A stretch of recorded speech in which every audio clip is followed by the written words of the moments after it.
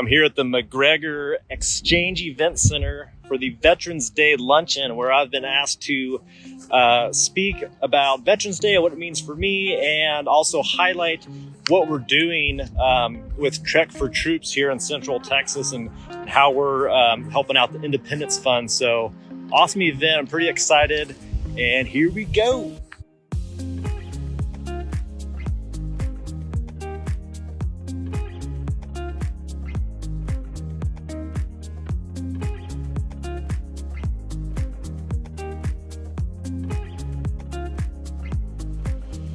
And I'm just honored that you even reached out to me to be able to be coach today. Like you said, my name is Richard Seitz. I am the race director for Trek for Troops. My wife, 3 kids, and I live right down the road in Times Spring. I tried to earlier this week, put together some notes, a speech, and quickly found out that not only am I not a speechwriter, I'm not a public speaker either. So we're just going to kind of wing this and go through this the best as we can. I don't have any heroic story. I don't have a motivational speech prepared. There's not even any kind of book on the New York Times bestseller list written about my time in the military. But I did serve honorably, and I love our military, and I love our veterans. I served in the United States Air Force as a staff sergeant from 2000 to 2006. During that time, I was at RAF Lakenheath in England, where I worked on the F-15 Strike Eagle. The system that I worked on, and it actually showed some of it in the Air Force song there. Video clips, was what was called LUNCHEON, or low altitude navigation and targeting infrared, which is, in layman's terms, laser guided weapons. And I enjoyed my time there, enjoyed my time working with a team and a shop, and I'm sure all the veterans here can relate to that teamwork aspect of their military career. That's one of the biggest things I love about being in the military, or even about Veterans Day, is that teamwork, that never leave a man behind, or I've got your six mentality. We're all veterans, and we care about each other. We're always there to take care of each other. After Lakenheath in England, I spent some time at Pope Air Force Base, along with the 82nd Airborne at Fort Bragg. There I worked on the A-10, which I'm sure a lot of people have heard of A-10 Warthog, which is basically an aircraft built around a large ship. When you boil it all down, there is a lot of fighting within branches, but when it comes down to it, all veterans support each other. But a funny thing at Fort Bragg is, if you told someone you're in the Air Force, as an Army guy in hockey games, those 82nd Airborne guys, until you told them you worked on the A-10, that they thought you'd be your own part. Air superiority, that's called. At Pope Air Force Base on the A-10, I worked on a small laser detector that was on the aircraft. And those 82nd Airborne folks, they had a laser designator that they could put on a target, and that A-10 could come in and hit that target that they were, quote unquote, splashing that laser on. So we were air support for the 82nd Airborne. At Pope Air Force Base, our shop was, I could relate it to working in a submarine. It looked like a Connex box or a sea train. And no windows, small doors. As you walk through the shop, you go to the different cavities within this. It seemed like a submarine that we were in. So tight quarters. Always working with your partner there, your team, and I really enjoyed my time there. The reason for that shop being made out of what looked like a Connex or a shipping container. That's what it was, a shipping container. We could pack up and move out and all this. My time in the military, this is any branch, you'll quickly find out that it takes a lot of people to get to that common goal. So the Air Force, our common goal was to get that aircraft off the ground. Did it have fuel? Did it have an engine? Did it have ammunition? Did it have avionics? There's all these different things, and there's all these groups of people that come together to work towards that goal, and that was to get that aircraft off the ground. And this brotherhood, as you will, within the military, where we were all there to just take care of each other, and that lives on today with Veterans Day, veterans taking care of other veterans. We learn to endure stress, pain, both on and off the battlefield. Like I said, we work together through the highs and the lows of our military career. And that was one of the biggest things I took away from the military is these bonds that I created, nearly however many years ago that was. I can't do the math. But back in 2000. And I'm still friends with those folks today, so you can just tell how strong those friendships are. And I'm sure everyone out there has that brother, that sister from the military that they still talk to today for many years past. And that's a reason I love Veterans Day is we get a chance to recognize those folks that have done so much for our country, have sacrificed so much, have gone on deployment, have spent time away from their family, have been in a foreign country during the holidays. Just all the sacrifices are obviously too much to list out. But I love Veterans Day. I love our veterans. It gives us the opportunity to thank each and every one of them. Fast forward many years, and this is what Brian was talking about, running. In 2018, I started something called ultra running, which sounds ridiculous. An ultra marathon is anything further than a marathon distance, which is 26.2 miles. It's, when I say it out loud, it sounds ridiculous. We go into why I do it, or if I should be put in a sane asylum. Maybe we can have that talk later.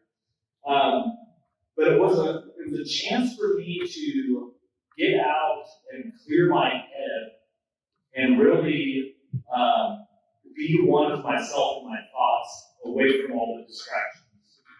I talked about this at that endurance time we had that Brian was part of that. It's the why you do something, the why you create a goal. And the ultra running, the being out for extended periods of time, hours, sometimes days, is you kind of boil yourself down to the most raw form of yourself. And that's one of the ways that you can really feel alive. When you strip away all the distractions, strip away the TV, the comfy couch, the easygoing life, you become and find your true raw self. And that's kind of the reason I got into ultra running. My first race was, and back in 2018, the furthest I had ever run was a 10K, which is about 6 miles. So I decided to sign up for 100K, which was 10 times about 69, 62. It was in Glen Rose, Texas, at Dinosaur Valley State Park. I finished that race in 21 hours, and after that race, I was hooked. I have a quote later on by a former Navy SEAL named Chad Wright, and he talks about doing these ultra marathons. It's the easiest thing in the world because you have nothing else to do but put one foot in front of the other. You don't have to worry about your mortgage. don't have to worry about these bills that are paid. You don't have to worry about the emails in your inbox. All you have to worry about is putting one more foot in front of yourself. And then another, and another one. It's the easiest day out there. Fast forward a couple of years, I did a 100-mile there again in Glen Rose, 33 hours to complete that 100-mile race. I had 2 50Ks after that. 50K is about a 30-mile race or so. One here in Cameron Park, and there's no mountains here in Central Texas, but I'm telling you, Cameron Park will give you a run for your money. The other 50K I did was up in Wyoming during the winter because I guess that ignorant or that dumb. At the starting line, it was negative 11 degrees, and then we took off into the snow. But again, it was that stripping away of all your comforts to really, find your true self. This past August, I ran 100 miles again up in Wyoming in basically the Rocky Mountains, where we averaged around 10,000 feet elevation. It was an area that my family homesteaded in the early 80s, so it was kind of close to my heart to run in that area. And I really enjoyed that race. So through the summer, I had all this training, and I had planned on running at Glen Rose again for the Dinosaur Valley 100-mile race. And just some things happened in my life that I decided not to do that race. But with all the training that I had done through the summer, I felt like I was ready to do something. So I started looking to what can I do? What can I take all this effort and put it towards? Since Veterans Day is obviously this Saturday, and this is about the time that race was scheduled for, I decided I'll just do a race on my own. I'll run 100 miles, and I'll do it for veterans. And at face value, it's like, that's great, Richard, but what is it really doing for veterans? You can't just say, I'm going to do this for veterans, and it does something. You have to make an impact somehow. So I started kind of brainstorming and thinking about a few things, and that's where I came up with Trek for Troops. It's a Veterans Day Ultra. So this is a virtual race, which means you can be anywhere in the country, you can be anywhere in the world and participate from 5K, 10K, 45K, all the way up to 100-mile distance. And obviously, if you sign up for this race, it costs money, and all this money will be donated to the Independence Fund.org. I'll talk about them more in a second. If you look at Trek in the dictionary, it's a long, arduous journey, especially made on foot. That's what we're doing. We're trekking. We're going to have a long journey on foot. This virtual race is great because, again, like I said, you can be anywhere in the country and sign up for this. So I teamed up with the IndependenceFund.org, and they do amazing work for veterans. I got to have a meeting with them and go over kind of what they do for our veterans and how we can help here in Central Texas. And 100% of the proceeds for this race are going to be going directly to that organization. So, I'm not trying to make money off of this. I'm not trying to, keep any money here. It's all going to that fund for veterans. One of the parts of the Independence Fund is the mobility program that they have. The mobility program provides catastrophically wounded veterans with a chance to regain their independence through the use of an all-terrain track chair. So the Independence Fund sets up these veterans with track chairs. They look kind of like a tank track or like a skid steer, if you will, which helps folks that have limited ability to get around, to spend time with their family, to maneuver through their property, things like that. So only having a couple months, I started to plan this in October, and I've been just kind of blown away by the support that I've been getting from some sponsors and from folks that are actually signing up to run this race with me. And like I said before, participants can sign up for anything from a 5K all the way to 100 miles. And they can run, they can walk, they can crawl, as long as they get that distance done this weekend. They'll go back on their website and they'll log their time. So I'll be doing, like I said, the 100 miles, and I live in China Spring. I'm going to go from my house, go out 5 miles down China Spring Highway, and come back. Do that 10 times, which sounds like a nightmare, probably to most people. And what I've asked is for 10 sponsors to sponsor each one of those laps, or each one of those loops. And I've actually I found those 10 sponsors, and I'd like to read them out here because 8 of them are local businesses, and they have gone above and beyond to support me and to support veterans. Casey Termeyer, she's a local realtor here, which is Ridiculous Realty. Shipsters, they're a shipping and packaging company there in China Spring. Waco Axe Company. Hefner Home Inspections. Waco Big Frog. Wellhouse Chiropractic. Be Kind and Coffee. The Bear Mountain. A Shave Pure Naturals. And Relight Electrolytes. So this Veterans Day, I'll have the opportunity to run for those veterans that may not have the ability to run or to move around as easily as they'd like to. Running up and down China Spring Highway 10 times is going to be more of a mental task than a physical task. But having the folks that have virtually signed up, having my 10 sponsors, and having an organization like Independence Fund backing me is going to make it so much easier.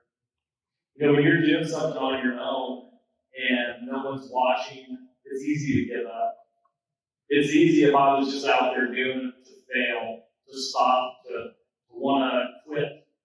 But with those 10 sponsors counting on me, the Independence Fund counting on me, and just the fact that I can help veterans do all of this, there's no quit. There's not even a thought of quitting.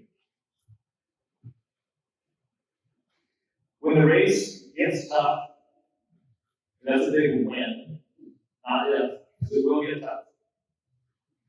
But when the race gets tough, when I'm beat down, when I'm tired, when I'm hurting, when my knees are aching, my back is aching, and I feel like I can't go any further, I'll be able to think about the veterans that this will help, the ones that wish they could feel those aching legs, wish they could have a sore back, wish that they could even walk or run. So being out there with sore legs and tired, it's a privilege just to be able to do it.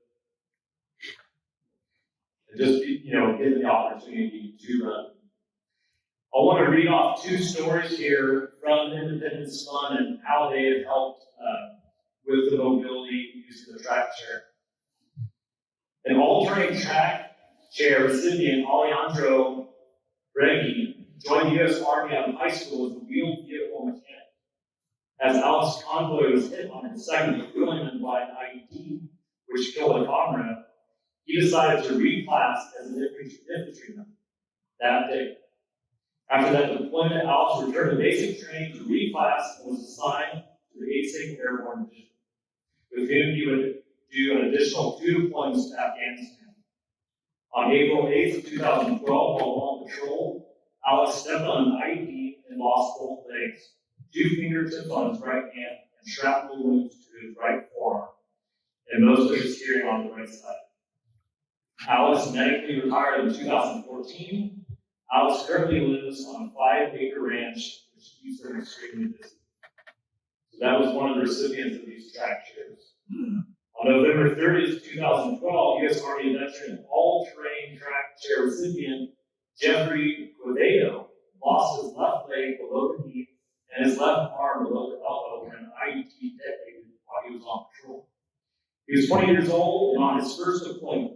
Since receiving his track share from the Independence Fund, Jeffrey has been able to play with his kids outside and do work on his property. So these are just two examples of the amazing work that the Independence Fund is doing. Among many other things, they have a caregiver program, a family program, and an advocacy program. Now, this race is the first annual Trek for Troops, and we're excited to help veterans through the Independence Fund. And they're just such an amazing organization. We're only a few days away from Veterans Day, it's Saturday, and everyone looks scared because they're wondering what I'm about to ask. But if you would like to run, I would love to talk to you after. Or if you'd like to help out anyway, I would also love to talk to you after. But this, I wasn't asked to come here to ask for donations or ask for help. I just wanted to shed light on what we're doing here in Central Texas to help veterans. I'll leave you with this quote from former Navy SEAL Chad Wright. You only have a certain amount of energy. Use it to promote the things you love. I really appreciate your time. Brian, I appreciate you having me come here to talk. Thank you everyone for listening, and God bless this country, and God bless our veterans. Thank you.